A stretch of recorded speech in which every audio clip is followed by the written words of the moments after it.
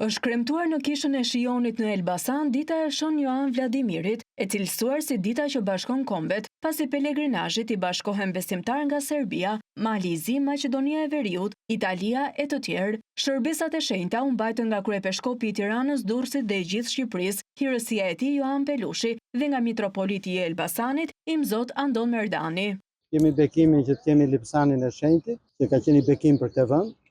Nëse do lexoni jetën e tij, dhe është një episod shumë i bukur, por erdhën dhe ta merrnin Lipsanin që ta hiqin nga këtu. Ne flasim shumë shekuj më parë. Lipsani u rëndua aq shumë sa nuk e ngritnin dot, si një shenjë për treguar që shenjti do të rrinte në këtë vend. Të pranishëm në kremtimet që u mbajtën në kishën e Shionit ishin edhe priftërinj arbëresh të ardhur nga Kalabria, si dhe një prift shqiptar nga Maqedonia e Veriut. Anch'io sono un arbresh ortodosso. Është hera parë që marr pjesë në festën e Shën Joan Vladimirit. Unë jam arbëresh ortodoks nga Kalabria dhe Shqipëria më pëlqen shumë.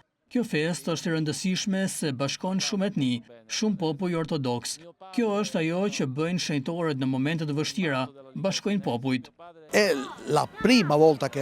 Është hera e parë që vjen në Shqipëri, enkas për këtë festë. Mora pjesë në liturgjinë e kryesuar nga kryepeshkopi Joan, mbeta i mahnitur. Këtu në Shqipëri gjetëm vëllezërit e gjakut ton dhe u bashkuam.